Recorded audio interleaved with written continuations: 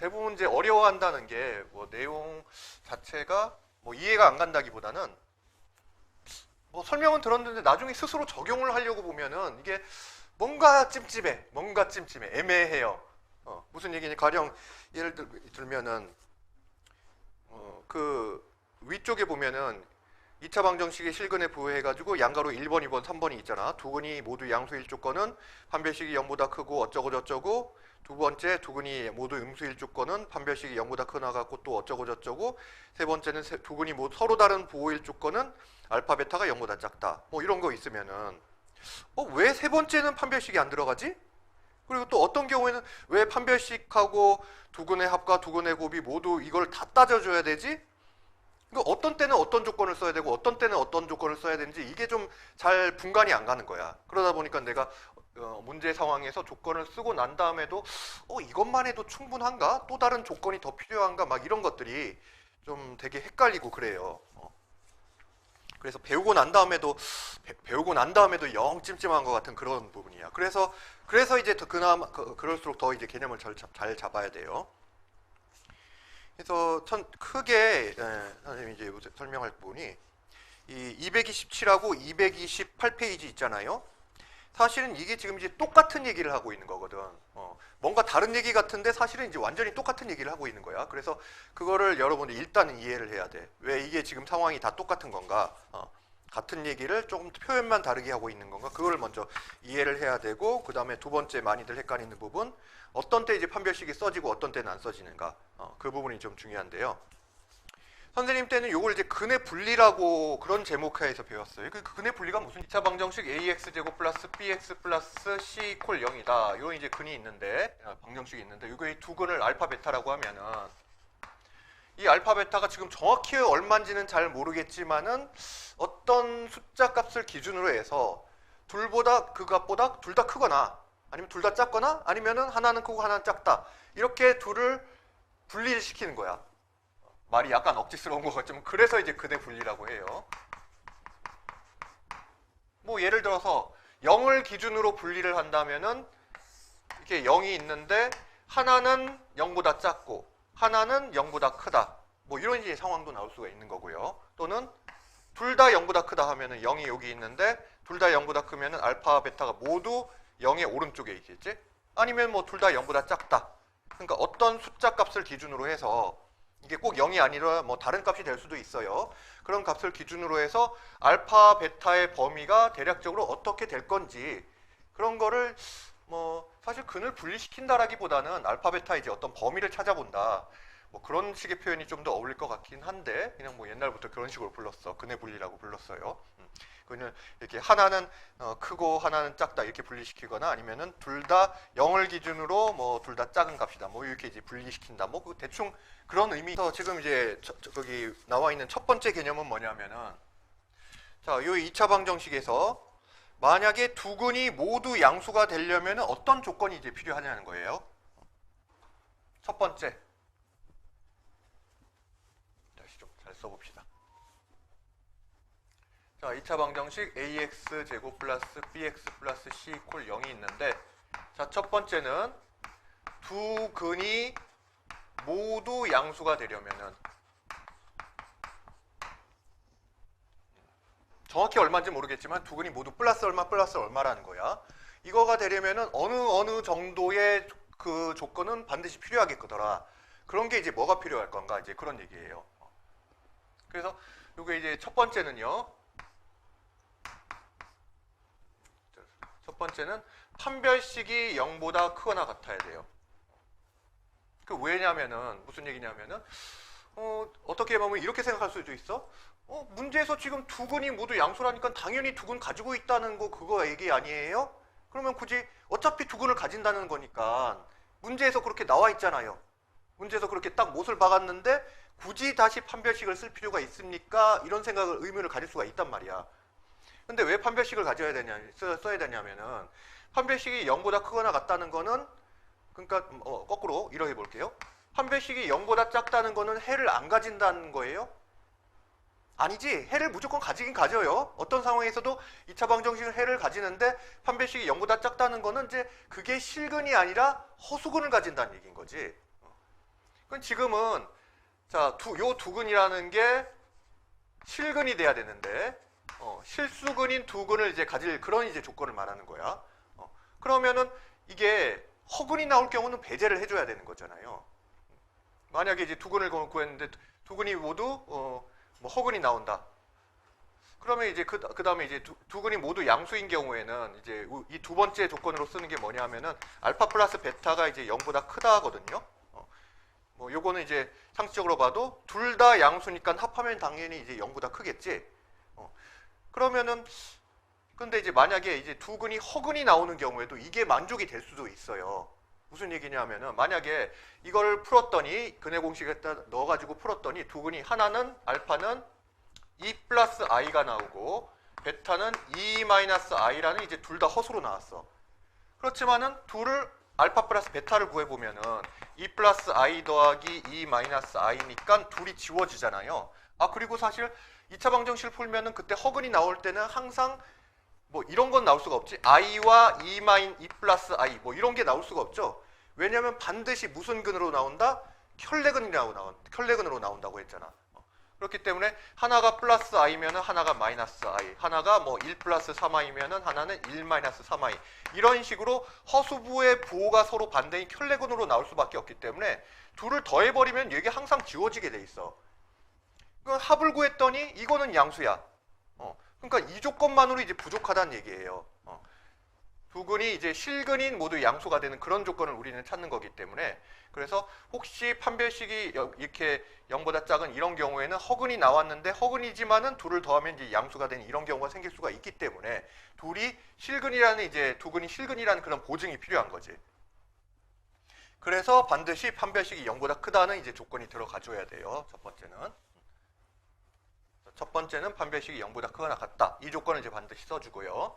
자, 두 번째는 뭐냐면은 두근이 모두 양수다. 그럴 때 자, 둘 다 양수니까 둘을 더했을 때 0보다 크겠네. 그래서 이거를 이제 근각계수 관계로 생각할 수도 있어요. 그러니까 두근의 합이라는 거는 근각계수 관계에서 여기서 뭐가 되는 거지? ax제곱 플러스 bx 플러스 c에서 뭐분의 뭐와 같다라고 해요? 얘는 근각계수 관계에서 마이너스 a분의 c잖아요. 그래서 이게 이제 0보다 큰 걸로 이렇게 이제 바꿔서 생각해 주세요. 사실 이 부분 때문에 이게 한 페이지 넘겼을 때 내 얘기하고 이제 똑같아지는 거야. 조금 이따가 다시 한번 설명을 하고. 그래서 일단은 이렇게 기억을 해. 이거 기억하지 말아요. 일단 지금은 이제 기억하면 안 돼. 기억은 다음 페이지로 이제 기억을 해야 돼요. 왜냐하면 똑같은 얘기이기 때문에. 일단은 좀 이해를 하고 이제 넘어가 보자는 얘기야. 되게 헷갈리니까 이게. 자, 그 다음에 세 번째는요.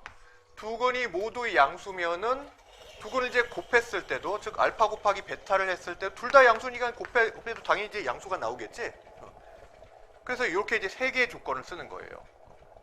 두근이 모두 양수다 그러면은 일단 실근을 가지고 이게 허근이 나왔을 때도 둘을 합했을 때 0이 나오는 0보다 크는 경우가 생길 수 있기 때문에 자 그런 경우를 배제하기 위해서 판별식을 반드시 써주고 둘이 모두 양수라면은 당연히 합했을 때 0보다 클 거고 또 곱했을 때도 0보다 크겠구나. 이 조건을 이제 모두 써먹는 거지. 자, 그런데 좀 아직 의구심이 좀 들 거예요. 이걸 좀 조금만 깊숙이 생각해 본다면은 두근이 모두 양수라고 했는데 굳이 이미 양수인데 굳이 더하고 이거를 꼭 써야 되나? 약간 또 이런 의문이 또 들 거야. 근데 이제 그거는 이제 다음 페이지까지 같이 설명하면 좀 그때 가서 좀 해소가 될 거예요. 자, 그럼 이제 이번에는 두 번째 두근이 모두 음수인 경우. 자, 그래서 이번에도 판별식을 꼭 써야 돼. 판별식은 0보다 크거나 같다. 왜냐하면은 허근이 나왔을 때도 둘을 이렇게 더했을 때 음수가 되는 경우가 있어요. 그러니까 이번에 이제 두 번째 조건이 알파 플러스 베타가 두근이 모두 음수라면 음수와 음수를 더하면 당연히 이제 0보다 작을 거 아니에요. 그래서 요 조건이 들어가는데 이게 두근이 이제 허수인 켤레근이라도 더했을 때 0보다 작은 경우가 나올 수가 있어. 예를 들어서 여기 이제 방정식을 풀었더니 두근이 마이너스 2 플러스 i와 마이너스 2 마이너스 i 이렇게 이제 두근이 나왔어요. 그러면 둘을 더하면은 플러스 i와 마이너스 i가 지워지면서 합하면은 마이너스 4가 되잖아. 그러니까 두근이 허근인데도 합해서 0보다 작은 이런 경우가 나올 수가 있단 말이야. 그렇기 때문에 이런 경우를 이제 배제하기 위해서 판별식은 이제 꼭 실근일 사실 이 판별식이 0보다 크거나 같다는 게 무슨 조건이냐면은 실근 조건이에요. 실근 조건. 실수인 근을 가질 조건 이런 걸 이제 구할 때는 반드시 이제 판별식이 0보다 크거나 같다를 이제 쓰는 거야. 그다음에 이제 세 번째는 자, 두 근이 모두 음수니까 알파와 베타를 이제 곱했을 때는 이제 이것도 음수 곱하기 음수도 이제 양수가 되지. 그러니까 알파 베타는 이제 항상 0보다 크다 이렇게 이제 되는 거예요. 자, 그다음에 이제 세 번째를 따질 건 뭐냐면은 두 근의 부호가 다른 경우. 두 근의 부호가 다른 경우. 자, 그런데 이제 여기는 그 조건이 이거 하나야. 알파 베타가 0보다 작다. 요거 하나만 따지면 돼요. 자, 그 첫 번째 헷갈린 지점이 이거야. 여기서는 왜 판별식을 다 썼는데 여기서는 왜 판별식을 안 쓰고 이거 하나면 다 해결이 됩니까? 그래서 이제 요거는 이제 이유가 이래요. 우리가 이 근을 실제로 이제 구한다고 생각하고 그런 이제 판별식을 쓴다고 판별식이 아니라 이제 근의 공식을 쓴다고 생각을 해봐요. 그럼 이제 근의 공식의 형태가 자, 다시 한번 이제 방정식 먼저 써보면은 ax 제곱 플러스 bx 플러스 c 이퀄 0에서 x는 2a분의 마이너스 b 플러스 마이너스 루트 b제곱 마이너스 4ac 이렇게 나오지. 그래서 이 루트 안에 b제곱 마이너스 4ac 이 부분이 양수가 되면은 그럼 서로 다른 두 실근을 가지죠. 만약에 0이 돼버리면은 그때는 이 부분이 지워지니까 그때 이제 중근이 되는 거고, 어쨌든 얘가 0이거나 0보다 크면은 실수인 근을 가지는 거지. 얘가 0보다 작아지는 순간 그때 이제 허근이 되는 거예요. 그래서 이게 이제 결국 판별식의 역할을 하는 거잖아. 자, 그런데 이 형태를 잘 보면은 b제곱 마이너스 4ac니까 루트 안이 지금 b제곱 마이너스 4ac니까 이 b제곱은 어차피 항상 0보다 커요. 실수를 지금 이제 요 2차 방정식에서 a, b, c는 모두 실수인 상태이기 때문에 실수의 제곱은 항상 0보다 크거나 같단 말이야. 그러면은 이 a 곱하기 c의 부호가 뭐냐에 따라서 결정이 되지. a 곱하기 c의 부호가 음수가 되면은 마이너스 곱하기 마이너스가 되니까 요만큼의 값이 플러스가 된단 말이에요. 그래서 어차피 b제곱은 0보다 크거나 같은 거기 때문에 얘에 의해서 좌우가 되는 거죠. 그래서 ac의 부호가 마이너스가 되는 순간 이 전체가 이제 0보다 커진단 말이야. b제곱은 어차피 0보다 크거나 같고 ac가 음수가 되면 마이너스 마이너스 플러스가 되니까. 그런데 만약에 ac의 부호가 양수면은 이건 지금 이제 정확하게 모르는 거야. 어떤 상황이 될지. 왜냐하면 얘는 0이거나 양수인데 요 ac가 플러스가 되면은 여기 앞에 마이너스 4를 곱했을 때 일단 이렇게 곱한 값은 음수가 나올 거 아니에요? 그런데 이 값이 얘보다 클 수도 있고 작을 수도 있잖아. 그렇기 때문에 이거는 확실하게 모르는 거야. 그 다음에 이제 이 이 판별식 값이 전체가 양수가 될지 음수가 될지를 몰라요. 자, 그런데 우리는 지금은 이 알파 곱하기 베타가 0보다 작은 경우를 따지는 거잖아요. 그러면 이게 알파 곱하기 베타는 두 근의 곱이니까 자, 2차 방정식에서 뭐와 또 관계가 있어? 이 계수들과 또 관계가 있지. 그게 뭐냐면 이제 근과 계수 관계죠. 그래서 알파 베타는 요 방정식에서 뭐와 같다고 해요? 뭐 분의 뭐와 같다? 하음아, 뭐 분의 뭐와 같죠? 두 근의 곱은 a분의 c와 같잖아요. 2차항의 계수분의 상수항. a분의 c와 같잖아. 근데 이게 지금 이제 0보다 작아요.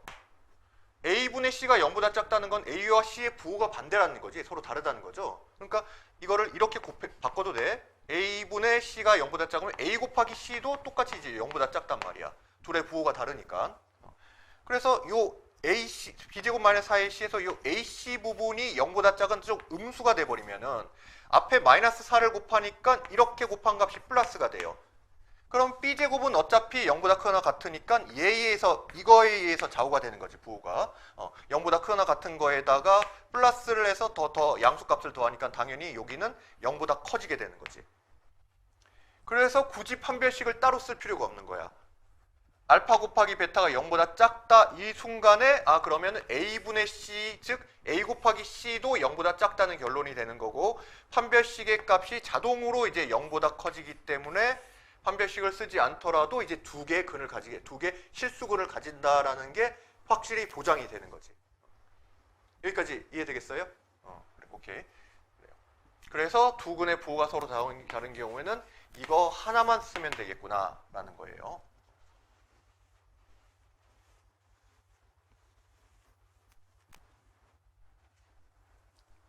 자, 다음 페이지를 넘어가기 전에 맨 아래에 보면 이제 참고가 있어요. 부호가 다른 두 근의 절대값에 대한 조건이 주어진 경우가 있어요. 자, 한번 다시 한번 써볼게. 부호가 다른 두 근의 절대값에 대한 조건. 두 근의 뭐예요? 절대값.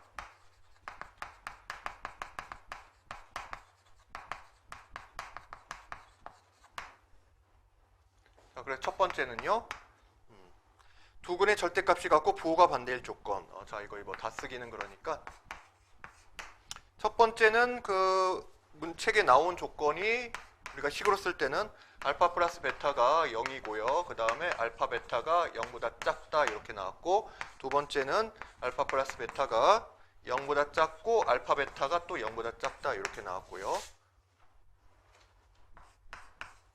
세 번째는 알파 플러스 베타가 0보다 크고 알파 베타가 이제 0보다 작다 이렇게 나왔어. 자, 이게 이제 무슨 얘기냐? 조건이 이제 두 근의 절대값에 대한 조건이 나왔어요.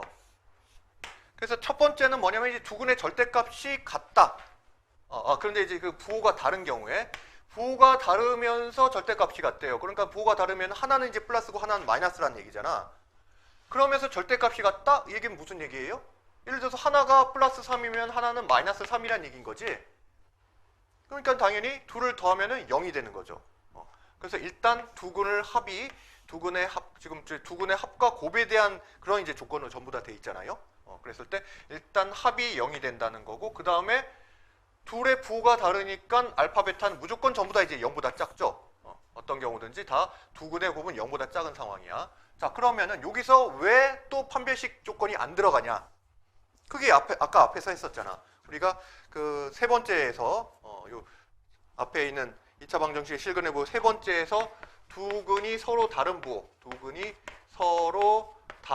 부호일 때는 판별식 필요 없이 알파 베타가 이제 0보다 작은 이 조건 하나로 이제 다 된다고 했잖아요. 왜냐하면 이렇게 되는 경우에 무조건 판별식 자체가 이게 이제 0보다 크게 되기 때문에.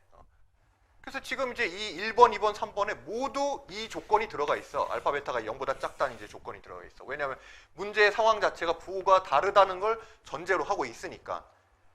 그래서 이 경우에는 판별식 어떤 경우든지 판별식을 쓸 필요가 없는 거야. 그럼 이제 이 두 번째 경우는 음수인근의 절대값이 양수인근의 절대값보다 크다. 그럼 음수인근의 절대값이 더 크다는 얘기는 뭐 예를 들어서 알파가 마이너스 5고 베타가 플러스 2인 경우지. 마이너스 쪽에 이제 절대값이 더 큰 경우예요. 그럼 이제 둘을 더하면 음수가 나올 거 아니에요. 그래서 알파 플러스 베타가 이제 0보다 작다는 이런 이제 조건을 써먹는 거예요. 그 다음에 세 번째는 양수인 근의 절대값이 더 큰 경우죠. 이번에는 알파가 플러스 5고 베타가 마이너스 2다. 이런 경우에 이제 당연히 더하면 이제 양수가 나오겠지. 그래서 이 조건하고 세 경우 공통으로 지금 두 근의 곱은 0보다 작다. 이런 이제 조건이 들어가 있는 거예요. 자, 그래서 요거 가지고 잠깐 한번 문제 한번 볼게요. 위쪽은 뭐 나중에 또 많이 할 거고요. 확인 문제 273번. 229페이지로 가봐요. 229페이지에 맨 아래 273번이 있어요. 이거 하나 하고 좀 넘어갑시다.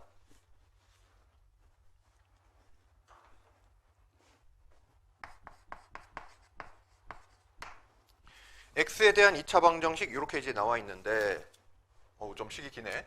x제곱 플러스 a제곱 마이너스 a 마이너스 12의 x 플러스 a제곱 마이너스 6a 플러스 5 이퀄 0에 두 근의 서로 부호가 다르고 절대값이 같아요. 자, 절대값에 대한 조건이 나왔어. 절대값이 같다. 그런데 이제 부호는 서로 달라. 그러니까 이제 생각하기 쉽게 예를 잠깐 들어보면은 뭐 마이너스 3과 플러스 3 이런 거잖아요. 부호는 다르고 절대값이 다르면은 둘을 더하면 어떻게 되겠어? 알파 플러스 베타는 딱 얼마? 0이 되겠지. 그리고 둘을 곱하면요 알파 베타는 뭐가 된다? 0보다 작게 될 거 아니에요. 그래서 이제 두근의 곱이 0보다 작다 이 조건이 있기 때문에 판별식은 따로 쓸 필요가 없는 거고 두 조건만 이제 비교를 해보면 된다는 얘기예요. 자, 그래서 첫 번째 알파 플러스 베타가 이제 0이 된다는 이제 조건을 쓰려면은 자, 요 2차 방정식에서는 알파 플러스 베타가 이제 근과계수 관계에서 뭐가 되는 거야? 마이너스 a분의 b가 되는 거지. b가 뭐냐면 요 1창의 계수죠. 얘죠. 그래서 여기서 이 알파 플러스 베타는 여기다가 마이너스만 붙이면 되니까 마이너스 a 제곱 플러스 a 플러스 12가 이퀄 0 이렇게 돼야 되는 거예요. 뭐 이거는 굳이 마이너스를 붙일 의미가 별로 없죠. 다시 계산하려면 다시 마이너스를 곱해버리면은 a 제곱 마이너스 a 마이너스 12 이퀄 0이라는 방정식을 풀어주면 되겠네. 그럼 이게 인수분해가 a 마이너스 4 곱하기 a 플러스 3 이퀄 0 이렇게 이제 되니까 a의 값은 4하고 마이너스 3이란 얘기네요. 자, 이것만 따지면 안 되고 하나 더 해봐야 된다는 거야. 그래서 이제 두 번째 조건은 알파 베타가 이제 0보다 작다. 두근의 곱은 자, 근과계수 관계에서 a분의 c였잖아요. 1분의 요 상수항 이 부분이니까 그냥 바로 얘만 쓰면 되겠네. 그래서 a제곱 마이너스 6a 플러스 5가 이제 0보다 작다는 거고, 자, 요것도 인수분해가 되니까 얘는 이제 a 마이너스 5 곱하기 a 마이너스 1 이렇게 하면 되겠네. 얘가 이제 0보다 작다. 그러면 이제 2차 부등식이 0보다 작다면 이제 사이값을 가지게 되니까 1과 5 사이에 요런 이제 범위가 될 거 아니야? 1보다 크고 5보다 작은 요런 범위인데 이 조건과 얘는 동시에 만족을 해야 돼요. 둘 다 이제 만족을 시켜야 된단 말이야. 그러면은 이 값 중에서 이 범위에 속하는 것만 찾아주면 되지. 그래서 마이너스 3은 이 범위에 속하지가 않죠. 그래서 얘는 땡이야. 4는 1과 5 사이에 있으니까 이 4는 이제 되겠네요. 그래서 최종적인 정답은 a 이퀄 4 이렇게 이제 되는 거예요.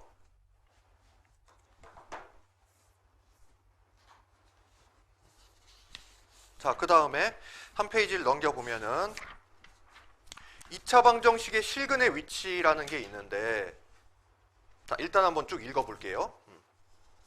선생님이 지금 이제 하려고 하는 얘기는 결과적으로 앞에 거나 지금 앞에서 배운 거나 요거 배운 거나 똑같은 얘기라는 거야. 그래서 여러분이 문제를 풀 때는 사실은 이렇게 두근의 합이나 곱을 구하는 것보다는 이 두 번째 페이지를 가지고 다 하나로 이제 통일해서 푸는 게 더 나을 것 같아. 자, A, B, C가 실수인 2차 방정식이 이렇게 있는데 도실근은 지금 일단은 A가 0보다 큰 경우, 즉 아래로 볼로킹한 경우로 좀 범위를 좁혀서 이제 보는 거야. 자, 아래로 볼로킹한 이렇게 2차 방정식의 경우를 좀 생각을 할 때 이게 이제 실근을 가진다고 하면은 실근을 가진 여부는 결국 이제 판별식 또는 그 X축과 이제 관계를 가지고 이제 따져봐야 되잖아요. 자, 그랬을 때, 자, 이참수 y는 이퀄 ax제곱 플러스 bx 플러스 c의 그래프와 x축, 즉 y 이퀄 0의 교점의 x좌표, 그게 이제 실근을 나타내는 거니까, 자, 그래프를 이용해서 2차 방정식의 실근의 위치를 판별할 수 있다. 그래서 2차 방정식의 이제 그 두 실근의 위치를 판별하기 위해서는 2차 방정식 fx는 ax제곱 플러스 bx 플러스 c, 그러니까 이제 이참수에 일단 그래프를 그린 다음에 그 그래프에 따라서 세 가지 조건을 확인해야 된다라고 했는데 결국 이 문제를 풀 때 또 이제 세 가지 조건을 다 써먹으라는 얘기예요. 지금 무슨 조건이 있냐면은 첫 번째는 판별식 D, 아까하고 이제 비슷하지. 판별식 D의 부호를 이제 따져야 된다는 얘기고, 뭐 서로 다른 두 실근을 가진다라고 하면은 실근을 가질, 지금 우리는 허근을 가질 경우를 따지는 게 아니니까 판별식 나왔다 하면은 판별식이 0보다 크거나 같다 일단 따져야 돼. 일단 중근이거나 또는 서로 다른 두 실근을 가져야 되니까요.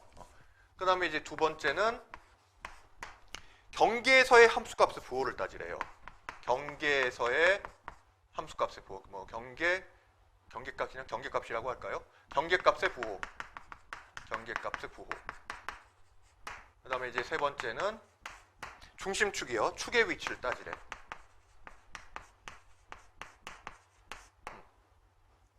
이제 일단 왜 이 세 가지를 따지는지를 먼저 얘기한 다음에 최종적으로 이 얘기가 앞에 얘기랑 다른 게 아니라는 걸 좀 설명을 할게요. 자, 정신 차리고 잘 들읍시다.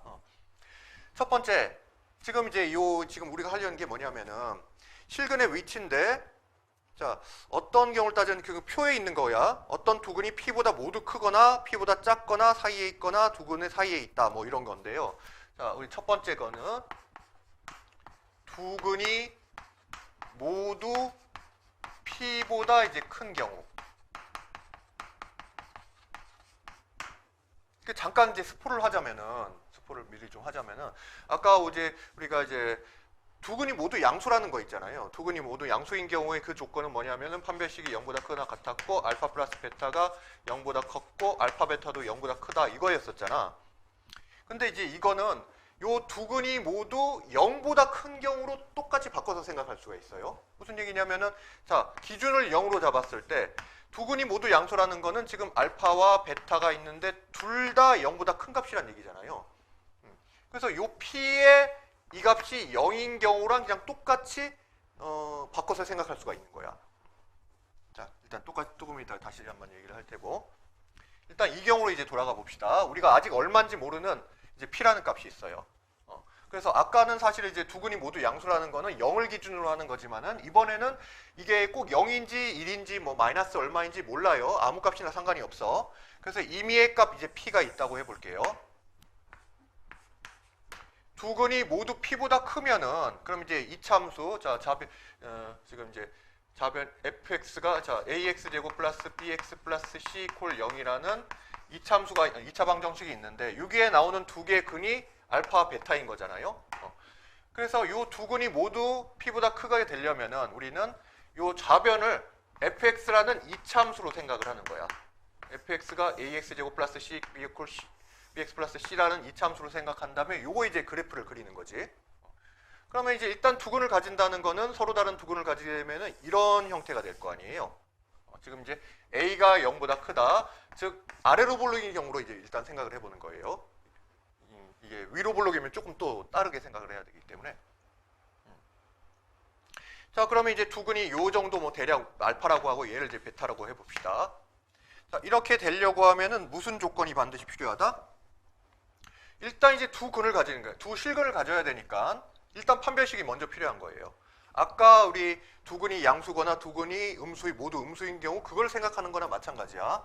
만약에 허근이지만은 허근의 합이 이렇게 알파와 베타를 더했을 때 모두 P보다 큰 이런 경우도 생길 수가 있단 말이야. 왜냐면은 혈내근은 더하면은 허수 부분이 서로 이제 사라져 버리니까, 지워져 없어져 버리기 때문에 두 근이 모두 실근이라는 그런 보증이 필요해요. 그래서 첫 번째 우리가 따져야 될 게 판별식의 부호. 판별식이 이렇게 두 근을 가지거나 또는 이 두 근이 모두 P보다 큰데 이렇게 될 수도 있는 거예요. 중근인데 P보다 크다. 이렇게 돼도 괜찮은 거잖아. 어차피 중근이라는 게 하나만 가진다는 얘기가 아니라 이걸 알파라고 하면 알파가 중복이 된다는 거니까 사실은 두 개의 알파라는 이제 근을 가지고 있는 거예요. 그래서 판별식은 이제 0보다 크거나 같다. 이게 돼야 되는 거고, 적어도 이제 허수면 안 된다라는 거지. 자, 그 다음에 이제 두 번째는 경계값수 부호를 따진다는 게 이게 무슨 얘기냐 하면은 경계를 지금 P라고 보는 거야. 만약에 두 알파, 베타가 모두 P보다 크다. 그래서 이제 그래프가 이런 식으로 나오게 되면은 P에서 값을 따졌을 때 이게 그래프가 이렇게 되면 쭉 올라가서 이제 양수가 돼야 될 거 아니에요.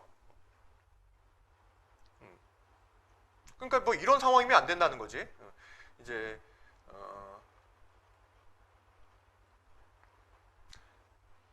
만약에 P에서 뭐 그래프가 이런 식으로 나왔어.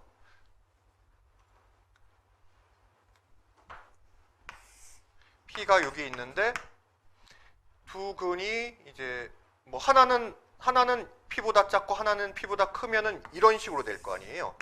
알파는 P보다 작고 베타는 P보다 크다. 이렇게 되면은 P에서의 요 함수값이 이렇게 쭉 내려가서 음수가 될 거 아니야. 그러니까 이런 경우는 안 되는 거지. 이런 경우를 이제 배제하기 위해서 두 근이 모두 P보다 크다면은 요 P에서의 경계값은 이렇게 쭉 올라갔을 때 양수가 돼야 된다. 그런 얘기지.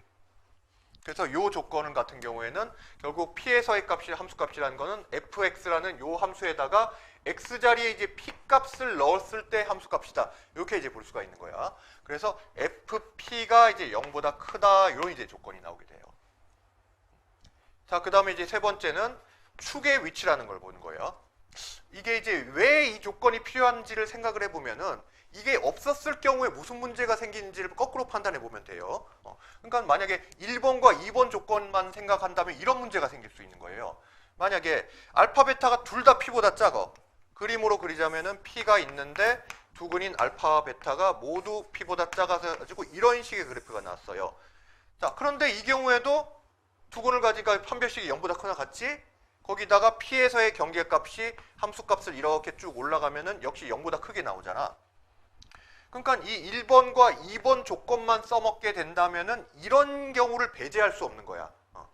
이런 경우엔 지금 이제 두근이 모두 0보다 작음에도 똑같은 이제 결과가 나오게 돼버리는 거지. 자, 그래서 이런 경우를 배제하려면은 이 중심축이 오른쪽으로 더 가 있어야 된다는 얘기죠. 중심축이 오른쪽으로 가서 이 중심축이 P보다 커야지만 자, 이렇게 이런 이제 그림이 나타나는 상황이 되기 때문에 그래서 결과적으로는 이 세 가지 조건을 모두 종합했을 때 결국 두근이 P보다 크다는 그런 이제 확실한 어떤 조건이 된다는 얘기죠. 자, 그래서 이제 세 번째 조건은 이렇게 쓸 수가 있는 거예요. 자, 요 중심축의 위치. 자, 그러면 이제 축이 뭡니까? 기본적인 일반적인 형태인 ax제곱 플러스 bx 플러스 c에서 여기서 이제 중심축은 x 이퀄 마이너스 2a분의 b잖아요. 그래서 요 마이너스 2a분의 b가 p보다는 더 오른쪽에 와 있어야 된다. 즉 p보다 이제 커야 된다. 이런 얘기예요. 자, 그래서 요 세 가지 경우를 이제 조건을 이제 따져주게 되는 거예요. 자, 그 다음에 이제 두 번째는 두근이 모두 P보다 큰 경우를 했으니까 모두 P보다 작은 경우를 해봐야 될 거 아니야? 두근이 모두 P보다 작은 경우.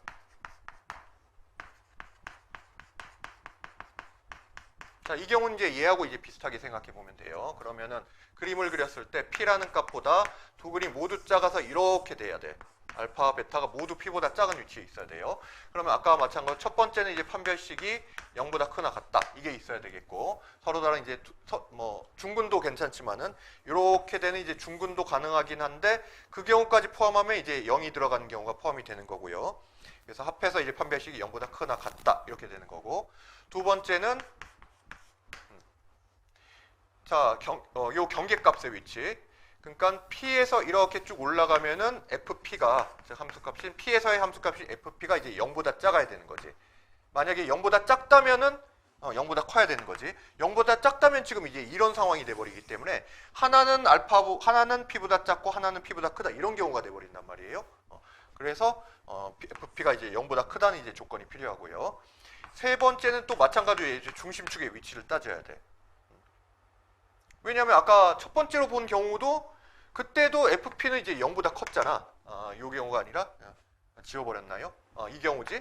FP는 0보다 큰데 사실 지금 우리가 찾는 거는 두근이 모두 P보다 작은 경우니까 중심축이 이제 왼쪽으로 가야 된다는 얘기야. P에 더 왼쪽으로 가 있어야 되기 때문에 중심축인 식으로 나타내면 아까 했듯이 마이너스 2a분의 B죠. 그래서 이번에는 얘가 P보다 작으면 되겠구나. 이렇게 이제 생각할 수가 있는 거지. 자, 그래서 두근이 모두 P보다 작은 조건이라는 건 요걸 이제 따지면 돼요. 이 세 가지를 이제 따져준다. 자, 그러면 그 다음에 이 경우가 있잖아요. 세 번째 우리가 따질 거는 세 번째 케이스는 그 한 근은 P보다 작고 한 근은 P보다 큰 경우예요. 이걸 이제 한마디로 쓰면 이제 두 근 사이에 P가 있는 경우. 두 근 사이에 P가 있는 경우. 그러니까 P라는 값이 있는데 하나 알파는 P보다 작고 하나는 P보다 크고 이런 경우인 거지. 그러니까 이제 그래프가 이런 식으로 알파 베타를 지나면서 이렇게 나오게 되죠. 자, 그런데 이 경우에는 뭐만 따지냐면 되냐면은 경계값만 따지면 끝이에요. 즉 FP가 0보다 작다. P에서의 함수값은 지금 이제 이렇게 아래로 내려가는 거잖아요. 이것만 따지면 끝이야.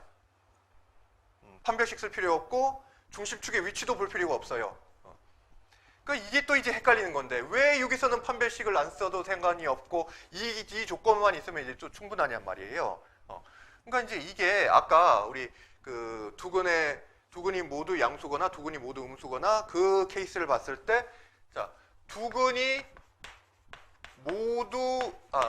이제 부호가 다른 경우 그거 따졌었지. 세 번째 케이스가 뭐냐면은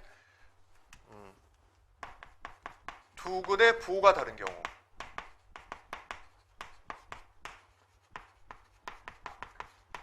이걸 만족시키는 조건이 뭐라고 했어요? 알파 베타가 0보다 작다. 이거 하나면 충분하다고 했잖아. 판별식 그런 거 다 필요 없고. 왜 그러냐면 알파 베타가 0보다 작다는 게 결국은 근의 근과계수 관계에서 A분의 C가 0보다 작다는 거고, 이거는 A 곱하기 C도 0보다 작다는 거기 때문에 이걸로 인해서 판별식은 자동으로 0보다 이제 크게 된다. 그렇게 얘기를 했었지. 별도로 따져볼 필요가 없다는 거죠. 사실 이제 그거하고 이제 같은 의미라고 생각하면 돼요. 다만 지금은 여기 0이 아니라 이제 P로만 바뀌었을 뿐이야.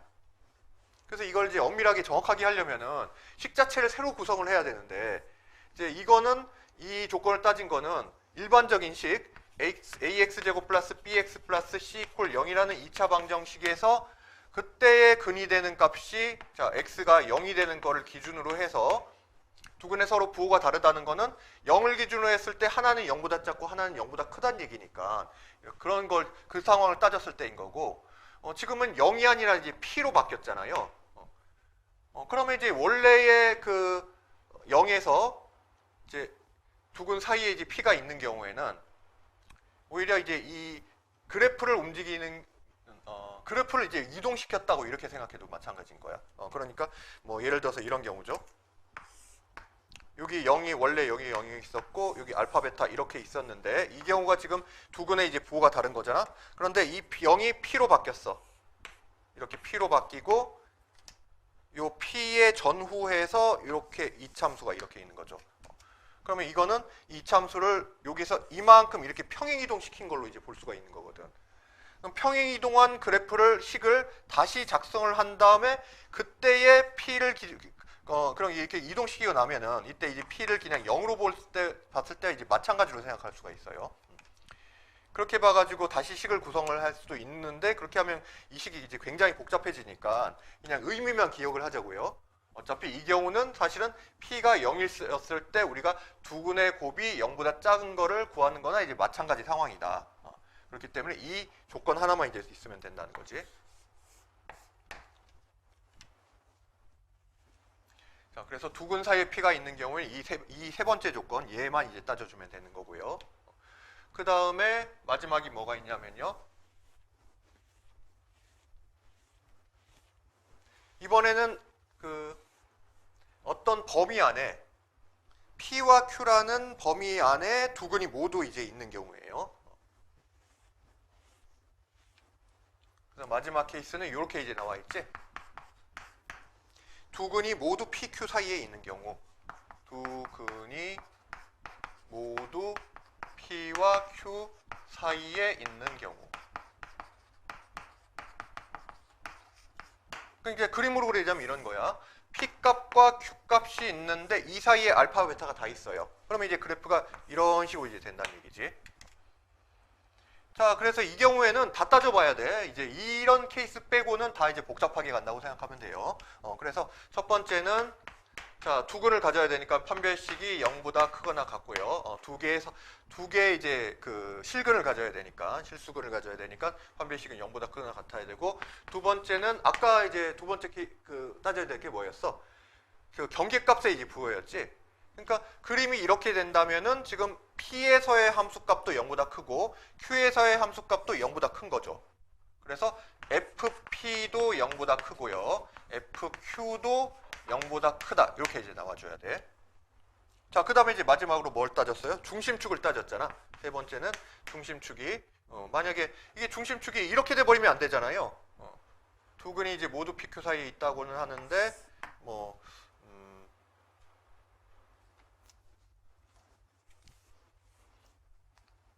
이 중심축이 만약에 왼쪽이나 오른쪽으로 이렇게 치우쳐버리면 안 되기 때문에, 그래서 자, 요거의 중심축은 마찬가지로 마이너스 2a분의 b지. 이 중심축도 역시 P와 Q 사이에 있어야 된다. 그래서 얘는 이제 P보다 크고 Q보다 작다. 이런 조건을 이제 쓰면 돼요. 자, 그래서 이런 식으로 이제 근의 위치를 판단하기 위해서 방정식의 실근과 요거 이제 대소관계를 따지는 이런 걸 이제 우리가 근의 분리라고 하는 거고요. 자, 그럼 이제 여기까지 얘기한 다음에 잠깐만 시간이 조금만 오버되더라도 잠깐만 이제 들어줘요. 금방 끝날 테니까. 자, 그럼 이제 이게 왜 앞에 내용하고 다르지가 않느냐. 만약에 우리가 서로 다른 거라고 따지면은 앞 페이지 내용도 기억하고 요것도 이제 서로 따로따로 이제 기억을 해야 될 거 아니에요. 그런데 사실은 이제 똑같은 얘기를 하고 있는 거야. 자, 왜냐하면요. 아까 그 두 근이 모두 양수인 경우와 두 근이 모두 음수인 경우, 근의 부호가 서로 다른 경우를 이 케이스로, 지금 케이스로 다 바꿔서 생각하. ax제곱 플러스 bx 플러스 c 콜 0의 두 근을 알파 베타라고 했을 때, 두 개의 이제 근을 가진다고 했을 때 첫 번째 케이스는 뭐냐면은, 자, 두 근이 모두 양수인 경우.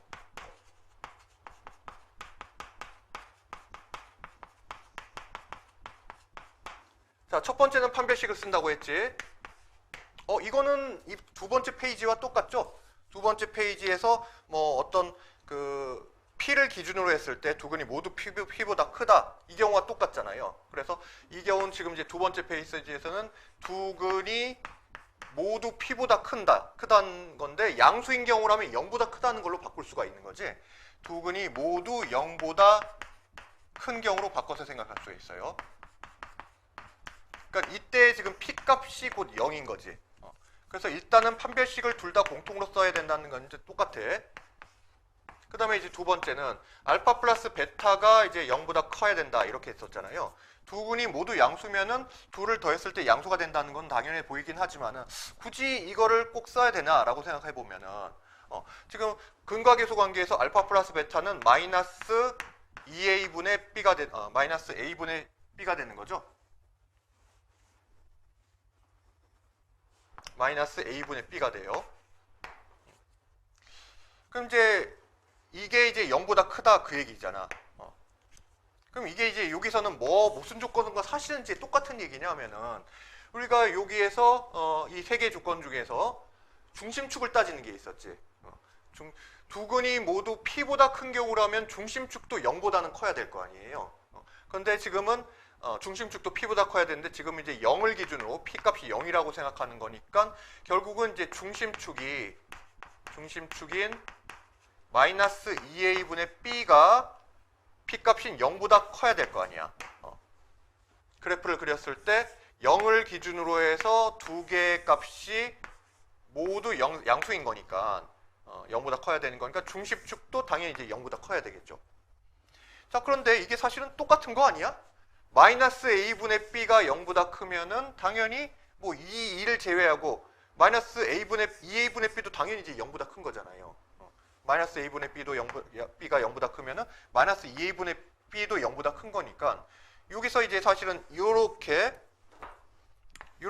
마이너스 a분의 b가 사실 뭐와 같으냐 하면 두 근의 합인 알파 플러스 베타와 똑같은 거지.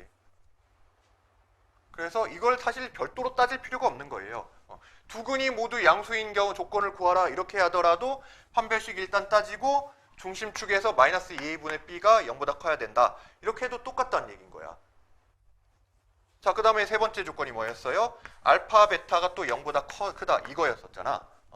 근데 알파 곱하기 베타는 근과계수 관계에서 a분의 c죠.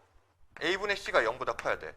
근데 이 a분의 c는 무슨 의미가 있는 거냐면은 여기서의 세 번째 조건은 뭐냐면은 경계값이었어요. 경계값의 부호였어.